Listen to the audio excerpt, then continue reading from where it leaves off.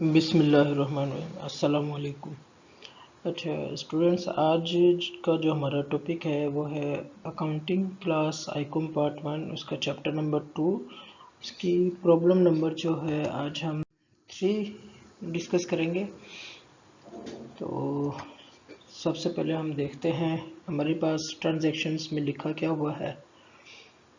तो show the facts of following transactions on accounting equation. आपने क्या करना है, ये जो ट्रांजैक्शंस हैं आपने इनका बताना है कि इसका अकाउंटिंग इक्वेशन के ऊपर क्या अफेक्ट पड़ता है। ठीक है, तो ट्रांजैक्शंस को हम वन बाय वन देखते हैं।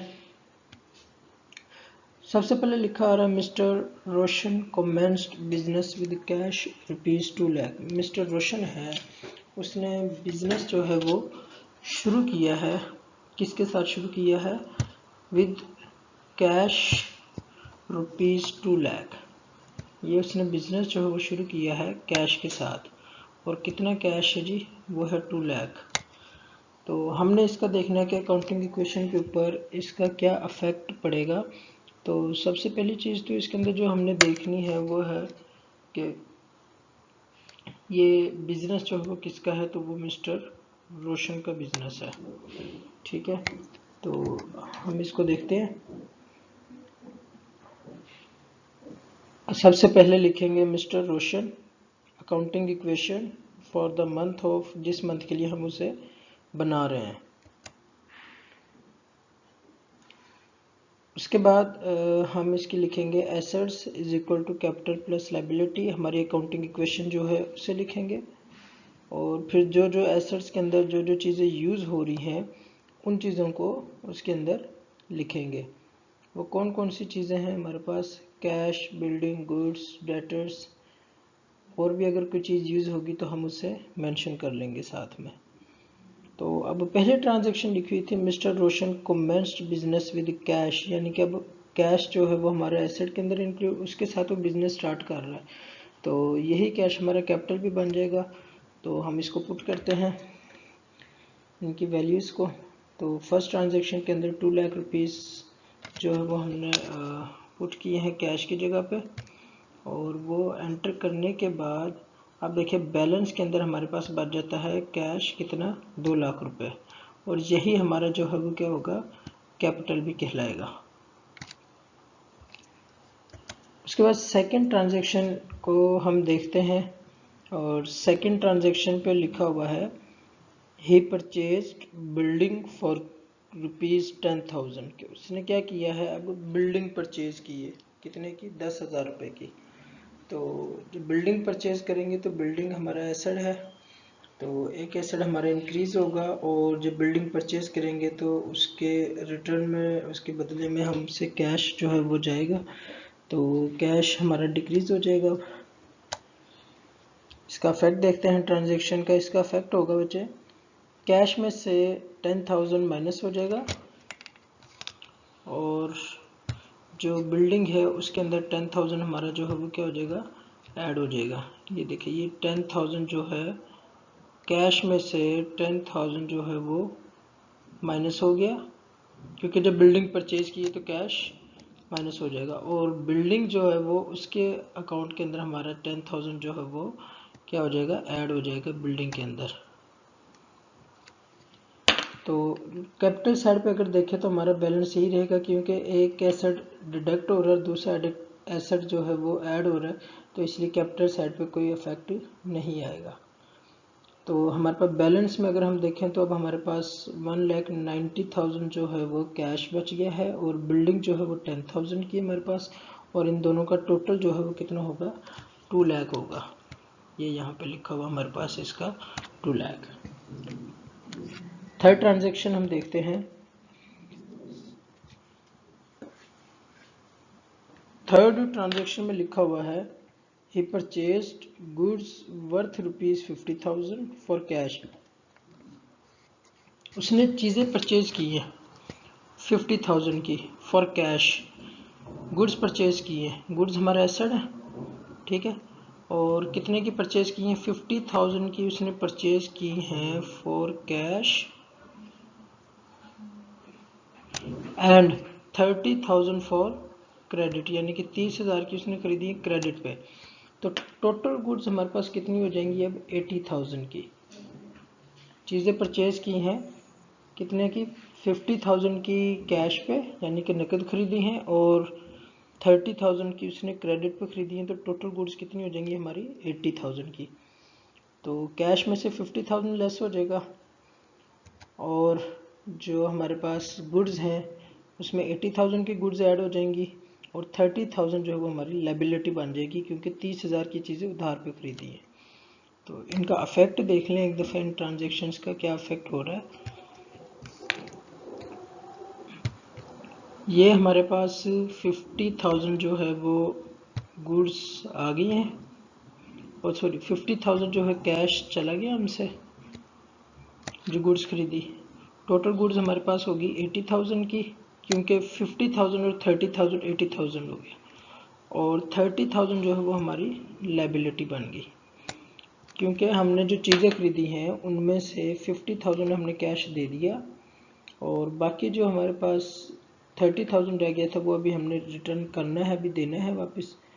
तो ये हमारी लायबिलिटी है 30,000। अब बैलेंस में अगर हम देखें तो हमारे पास कैश जो है वो रह गया है 1,40,000 और बिल्डिंग हमारे पास 10,000 की पड़ी हुई है और गुड्स जो है वो हमारे पास 80,000 की हैं अवेलेबल। तो कैपिटल हमारा 2 लाख है और 30,000 जो है वो हमारी लायबिलिटी है। तो दोनों चीज़ों को अगर ऐड करें यहाँ पे इस टाइम पे तो ये हमारे पास बन जाते हैं 2,30,000। ठीक है, आगे चलते हैं हम ट्रांजैक्शन नंबर 4 की तरफ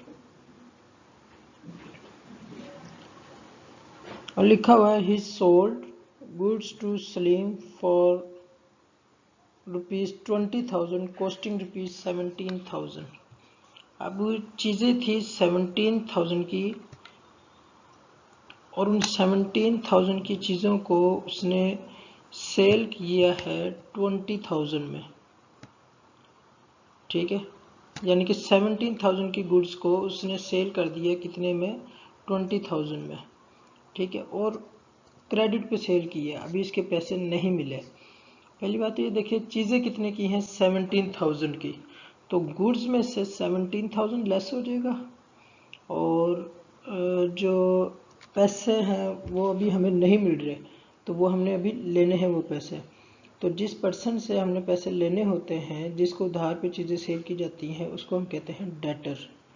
तो डेटर से कितने पैसे लेने हैं 20,000। अब इसमें 3,000 का जो है वो प्रॉफिट हो रहा है और वो प्रॉफिट हमारा कैपिटल के अंदर ऐड हो जाएगा। ट्रांजैक्शन को फिर समझ लो, कह रहा है ही sold goods to Salim for ₹20,000। उसने 20,000 रुपये के लिए जो है ना चीज़ें बेची हैं, कॉस्टिंग ₹17,000। उन चीज़ों की कीमत कितनी थी 17,000, यानी कि गुड्स में से जो लेस होंगी वो कितनी होंगी 17,000 की, लेकिन पैसे जो हमने लेने हैं वो 20,000 लेने हैं। ठीक है, और अभी पैसे मिले नहीं हैं इसलिए कैश के अंदर नहीं ऐड होंगे। ये हमारा अफेक्ट जो है वो कहाँ पे डेटर में चला जाएगा। डेटर वो पर्सन जिससे हमने पैसे लेने होते हैं। तो ये 20,000 हमारा डेटर्स में चला जाएगा।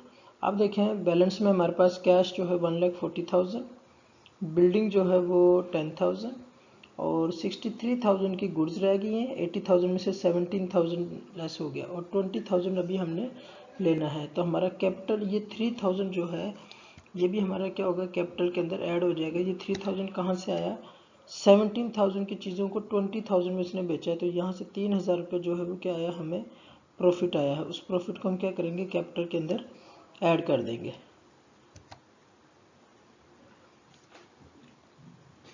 नेक्स्ट ट्रांजैक्शन नंबर 5 है हमारे पास, कहता है ही withdraw cash ₹3,000 for his personal use. अब उसने अपने पर्सनल यूज़ के लिए कुछ पैसे जो हैं वो निकाले हैं बिजनेस में से, और पर्सनल यूज़ के लिए कोई भी चीज़ बिजनेस में से निकाली जाए तो उसे हम ड्राइंग कहते हैं। ठीक है, तो 3,000 कैश निकाला है तो कैश में से 3,000 लेस हो जाएगा और कैपिटल जो है उसमें से भी 3,000 लेस हो जाएगा, क्योंकि एसेट डिक्रीज़ होगा तो कैपिटल भी डिक्रीज़ होगा और एसेट इंक्रीज़ होगा तो कैपिटल भी इंक्रीज़ होगा। अब ये 3,000 कैश में से लेस हो जाएगा और 3,000 कैपिटल में से भी लेस हो जाएगा।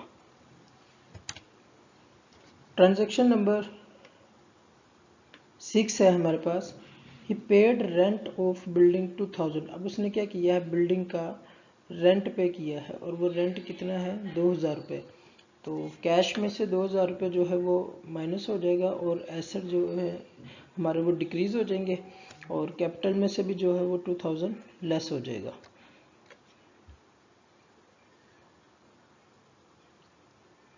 देखिए ₹2000 जब कैश में से लेस हुआ तो हमारे पास बाकी रह गया 1,35,000 और बिल्डिंग हमारे पास रह गई थी 10,000 की, गुड्स हमारे पास अवेलेबल है 63,000 की, डेटर जिससे हमने पैसे लेने थे 20,000, सबको ऐड किया तो ये हमारे पास बनता है 1,98,000। ठीक है, कैपिटल में से भी 2000 अब लेस कर दिया है जो रेंट पे किया हमने, और 30,000 हमारी लायबिलिटी है। अब इन दोनों साइड्स का टोटल करेंगे तो ये दोनों साइड्स हमारी इक्वल आनी चाहिए। इन दोनों साइड्स का अगर हम टोटल देखते हैं तो एसेट साइड का टोटल आता है 2,28,000 और कैपिटल साइड का जो है वो टोटल देखते हैं तो वो भी कितना आता है हमारे पास 2,28,000। तो होपफुली कि आपको समझ आ गया होगा। तो नेक्स्ट वीडियो में इंशाल्लाह नेक्स्ट क्वेश्चन जो है उसे हम डिस्कस करेंगे। अल्लाह हाफिज़।